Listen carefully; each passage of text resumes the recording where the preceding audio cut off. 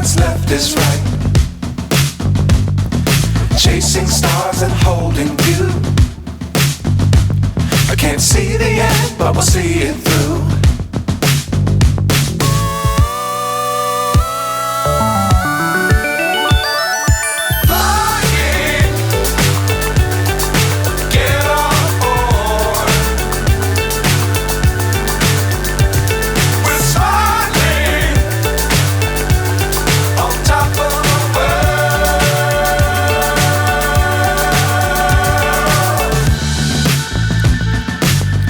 Times don't fly too high.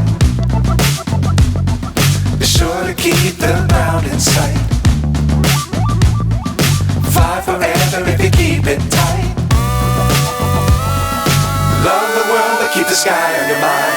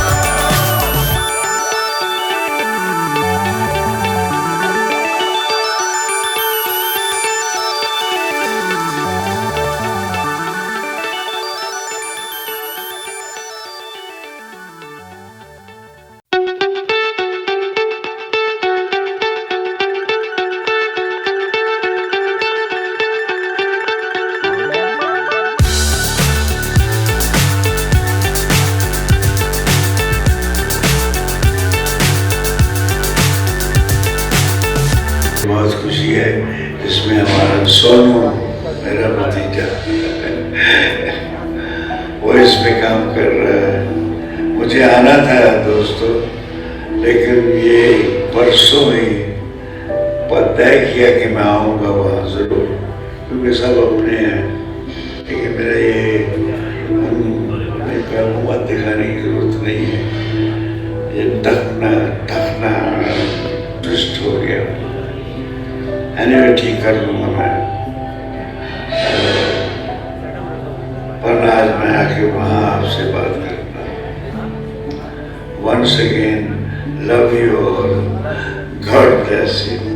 बहुत ही बस अब यहाँ ही गए हैं तो आपको हम ऐसे कैसे we have to say a few words to everybody who's been waiting for your presence. नमस्कार दोस्तों, मुझे बोला गया था कि 1 बजे आना है। लेट नहीं होता, मैं बहुत टाइम पे आता हूँ। बहुत बहुत धन्यवाद। मेरे दोस्त हैं ये मनोज जी, और मनोज जी को मैं पिछले बहुत सालों से जानता हूँ, इनके काम को जानता हूँ। अवतार जी को बहुत दिनों बाद मिला हूँ। तो मनोज जी ने मुझे कहा कि मेरा इस फिल्म पे भरोसा है और मैंने अच्छा काम किया है, फिल्म अच्छी है, तो आप आ जाइए। और तो मैंने इनसे और कुछ नहीं पूछा और मैं आ गया। तो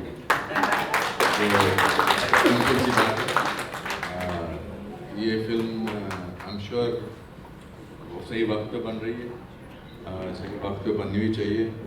और काफ़ी लोगों का इसमें साथ है, जितने भी मंच पे लोग खड़े हैं। कुछ को मैं जानता हूँ, कुछ शक्ल से ठीक लग रहे हैं, नेक लग रहे हैं, मेरा मतलब ठीक लग रहे हैं मतलब नेक लग रहे हैं। और मुझे पूरी उम्मीद है कि thank you, I am happy to see you. जिस भी पर्पज़ के लिए ये फिल्म बनी है, आई एम श्योर कि उस पर अपने को कामयाब पाएगी। और मेरी शुभकामनाएं हैं कि ये इस तरह की फिल्में, अलग अलग किस्म की, अलग अलग थीम की फिल्में जो हैं, कश्मीर फाइल्स ने खोला एक रास्ता ऐसी फिल्मों के लिए भी जो लीक से हटके है लेकिन अच्छी जा सकती है अपने तबके के ऊपर। और मेरी जो कुछ भी हुआ है अभी, जो चेंजेस आए हैं, पॉजिटिव चेंजेस आए, थोड़ा सा बताइए फिल्म के अंदर क्या एग्जैक्टली दिखाया जाएगा हमारी ऑडियंस। सबसे पहले तो मैं ओसवाल फिल्म्स का आभार प्रकट करना चाहूँगा कि उन्होंने ये फिल्म बनाने की सोची। इसलिए कुलदीप उमराव ओसवाल जी का, प्रोड्यूसर का मैं आभार प्रकट करता हूँ एज एन एक्टर। और उनके जो पिताजी हैं उमराव ओसवाल जी, उनके जहन में ये बात आई और उन्होंने ये बात रखी और नीरज सहाय जी जो हमारे डायरेक्टर हैं उन्होंने डायरेक्ट की।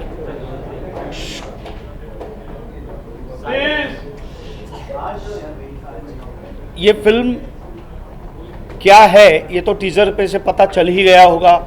उसका टाइटल भी है द यूपी फाइल्स। आजकल सारी फाइल्स निकलने लगी हैं, कश्मीर की भी फाइल निकली, उसके बाद केरल की निकली। अब ये यूपी फाइल्स क्या है? तो यूपी फाइल्स ये है कि एक राज्य सत्ताधीश आते हैं, वो या तो राज्य को बिगाड़ सकते हैं या राज्य को सुधारने का काम कर सकते हैं। तो जो लोगों ने आके बिगाड़ने का काम किया था यूपी को,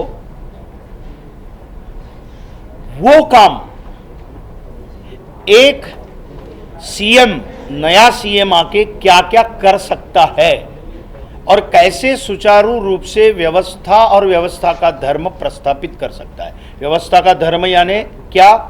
कि जो लोग हैं, नागरिक हैं, उनके सुखों की व्यवस्था करना ये राज्यकर्ता का धर्म है ना?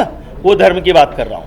और व्यवस्थापन का भी एक धर्म है, यानी व्यवस्थापन कैसा होना चाहिए और किस प्रकार से सुचारू रूप से राज्य चले। इसके लिए यदि एक सीएम सोचता है तो वो क्या परिवर्तन ला सकता है, यह है यूपी फाइल्स। सर, अगर किरदार को लेके बात करें, क्या क्या तैयारियां करनी पड़ी, क्या क्या प्रिपरेशन करनी पड़ी, अगर इस बारे में कुछ बताया? देखो, ऐसा है कि इसमें मैं चीफ मिनिस्टर का रोल अदा कर रहा हूँ। सिनेमा ये समाज का आईना है, समाज में बनती चीज़ें हैं, उसको प्रॉपर ढंग से दिखाना। ओके, ये सिनेमा, नाटक, कोई भी परफॉर्मिंग आर्ट का जो माध्यम है वो करता है। तो मैं सीएम का पार्ट निभा रहा हूँ, तो उसके संवाद, उसकी जो कथा है उसको देखकर कैसा होगा उसका विचार विनिमय, और उन्होंने जो भी संशोधन किया था डायरेक्टर साहब ने वो भी मेरे साथ साझा किया। और उसके बाद फिर मुझे लगता है बात होने के बाद 3-4 महीने के बाद हम फ्लोर पर गए और पूरी फिल्म जो है वो मुझे लगता है 2 टुकड़ों में उन्होंने पूर्ण की। तो उसकी तैयारी क्या है? देखो, संहिता जो होती है, जो स्क्रिप्ट होती है और कैरेक्टराइजेशन जो किया हुआ है वो देखकर और उसको समझकर ही आपको परफॉर्म करना पड़ता है। ओके, अब ऐसा नहीं है कि भैया आप किसी की मिमिक्री करो तो वैसे लगेंगे, ऐसे ज़रूरी नहीं है। उसका सोल क्या है, वो रोल का, उसकी आत्मा क्या है, वो समझ ले और परफॉर्म करे। वही मैंने काम किया है। सर, आने वाले लोकसभा चुनाव को लेकर मूवी लॉन्च की गई है क्या? ऐसा मैंने कहा? नहीं सर। मैंने कतई नहीं कहा। आपको जो समझना है वो आप समझिए। और ऐसा है कि समाज में हो रही बातें, हमारे आसपास हो रही बातें, वो तो कभी भी कॉन्टेम्पररी है ना? तो अब आपको लगता है कि ये आया चुनाव इसलिए ये फिल्म आ रही है, तो मुझे नहीं लगता ऐसा है। सर, एक फिल्म आई थी नायक, उसमें एक दिन का सीएम बने थे अनिल कपूर जी, उससे सिमिलर है कुछ थोड़ा? यहाँ एक दिन का नायक नहीं है ये एक दिन का नायक बना नहीं है। जो किरदार है मेरा वो एक दिन का नायक नहीं है, प्रॉपर व्यवस्थित नायक है। कुलदीप जी, इस तरह के टॉपिक को टच करना ही बहुत बड़ी बात है, बहुत चैलेंजिंग काम है। एज अ प्रोड्यूसर आपके साथ, आपके पास क्या क्या चैलेंजेस थे इस फिल्म को लोगों के सामने प्रेजेंट करने के लिए, और थोड़ा सा बताइए कि ये टॉपिक को चुनने का क्या आपने सोचा था उसके बारे में? फर्स्ट ऑफ ऑल तो पहले इनसे इंस्पायर होके हमने ये मूवी सोचा नहीं था, ऐसा था दिमाग में करेंगे। फिर एक दिन नीरज जी मिले, फिर काफ़ी बातचीत हुई, स्क्रिप्ट लिखी गई, काफ़ी बार लिखी गई, उसको चेंज किया करते गए। फिर बाकी था ऐसा ही कि एक फाइल बननी चाहिए, एक फिल्म बननी चाहिए, फिर इंस्पायर होते हुए बन गई।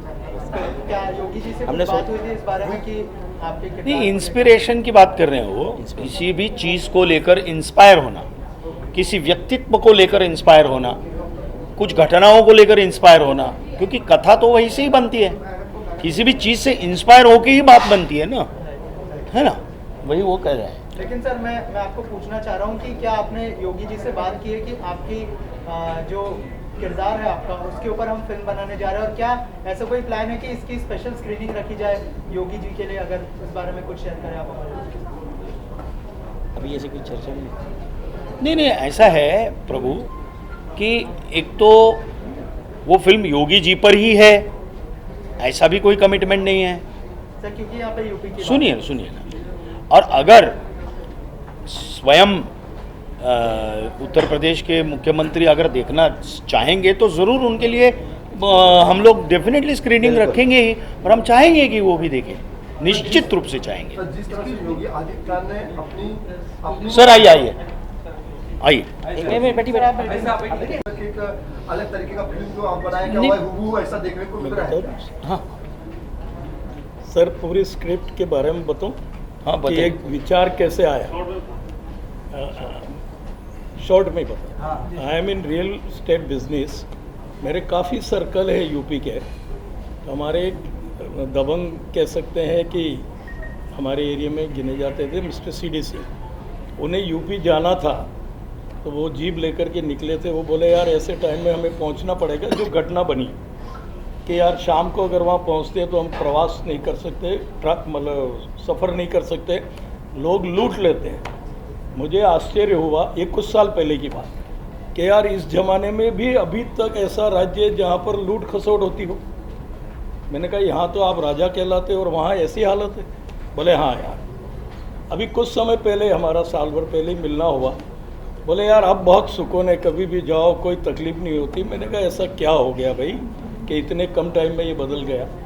तो इसको लेकर के मेरे पूरी हिस्ट्री जानने की कोशिश की, और उसके बाद मेरे दिमाग में आया कि अगर हमारे एक योगी जी के आने से उस बिगड़े हुए स्टेट्स की हालत अगर ऐसी हो सकती है कि जहाँ की दुर्दशा ऐसी थी कि गवर्नमेंट ऑफिस पे भी वहाँ पे प्राइवेट लोग ताला मार देते थे अधिकारियों को बाहर निकाल कर, उस सारी घटनाओं को जब यूपी को एक बेस्ट स्टेट्स बना दिया जहाँ पर निडर होकर के औरतें भी रात को निकल सकती है और विकास की गति भी अनाप शनाप हुई, तो मैंने कहा यार क्यों नहीं ये बात हिंदुस्तान के हर कोने तक पहुँचाई जाए। ऐसा सोच करके नीरज जी और हम बैठे थे हमारे गार्डन में, और बैठे बैठे ऐसा विचार आया और हमने कहा यार एक फिल्म बना दी जाए और इसको कार्य रूप दिया जाए। मंजू जी आपसे जानना चाहूँगा, आपके किरदार के बारे में बताइए और कैसा एक्सपीरियंस रहा इस फिल्म में काम करना? तो इस फिल्म में जो मैं किरदार निभा रही हूँ वो बेसिकली एक स्ट्रॉन्ग कॉप का है।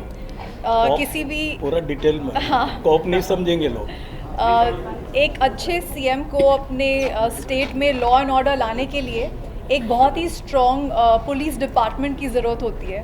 That is where I come in. So I am handling the women department of the police force.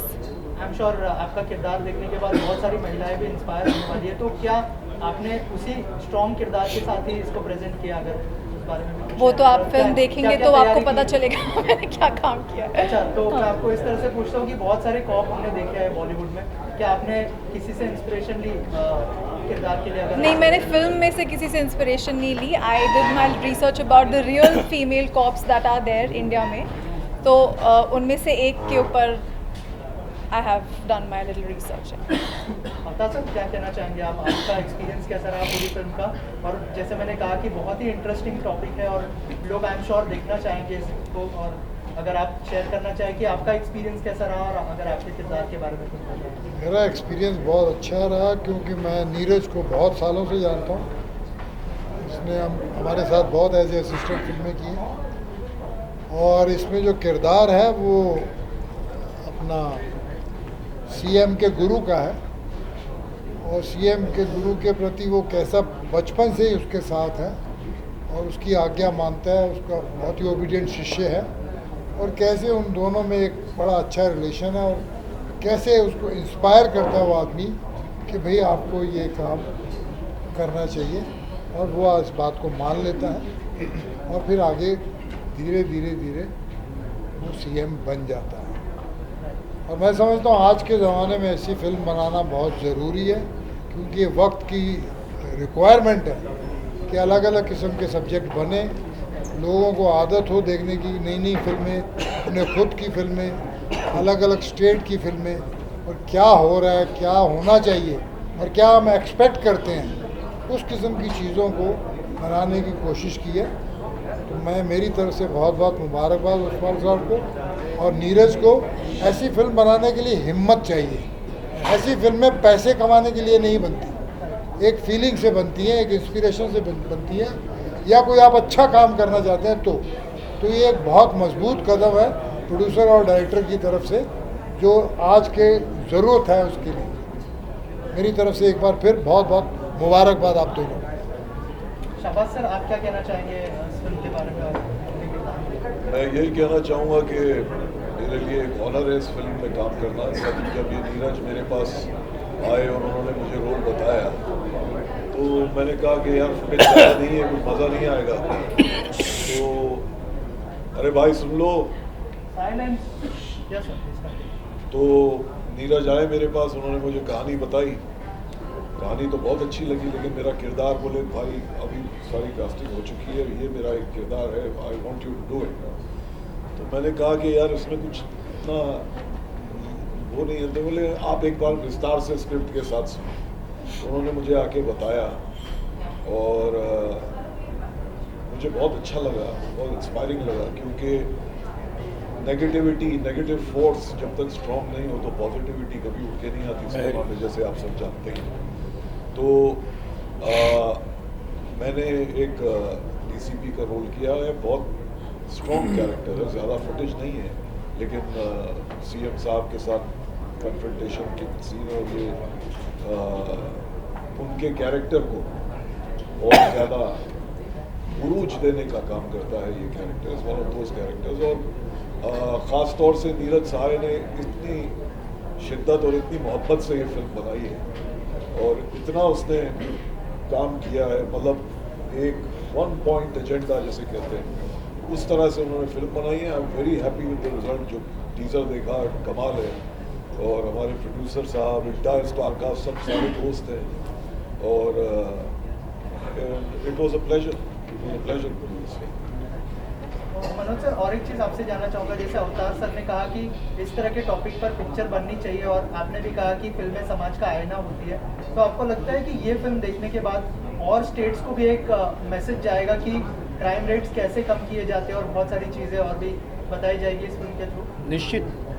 दूसरी मतलब प्रोड्यूसर साहब ने जिस तरह से विस्तार पूर्वक कहा, एक मिनट आप लोग बात करना थोड़ा सा बंद करेंगे या तो आप बाहर जाइए। इतना ही है कि एक स्टेट, एक राज्य जिसमें चाहे वो भूमाफिया हो, चाहे वो बंदूकधारी माफिया हो, चाहे वो किसी भी तरह के माफियाज हो, जिससे पूरा सिस्टम खोखला हो जाता है और जंगल राज हो जाता है, तो ऐसे जो व्यवस्था है वो बिगड़ गई है। और ऐसे में एक सीएम आता है उस प्रदेश में, और उस प्रदेश में माफियाओं से लेकर, सारे भूमाफियाओं से लेकर कैसे विकसनशील बनाता है उस प्रदेश को, ये कहानी है। और ये कहानी आवश्यक है लोगों तक पहुंचनी और जानी चाहिए। इसलिए प्रोड्यूसर का, नीरज जी का बहुत बहुत मैं धन्यवाद बार बार बोलता हूं कि इस प्रकार के विषय आने ही चाहिए और लोगों के सन्मुख जाने ही चाहिए। कि एक सेल्फलेसली काम करने वाला व्यक्ति जब आता है, कि जिसको कोई पर्सनल गेनिंग का इंटरेस्ट नहीं है, उसको एक ही गेन का इंटरेस्ट है और एक ही सुख में उसका सुख है, जो प्रजा का सुख हो वो मेरा सुख है, ऐसा मानने वाला जो प्रदेश का मुखिया है, वो मुखिया कैसे चेंज करता है पूरे प्रदेश को। और ये हमने अपनी आंखों से, हमने न्यूज में सब जगह देखा हुआ है, और यूपी में खासकर हम सब लोग परिचित हैं इस चीज से। और कैसे उनके आने के बाद यूपी विकास किस तरह से दिन प्रतिदिन बढ़ाता जा रहा है, हम आज भी देखते हैं।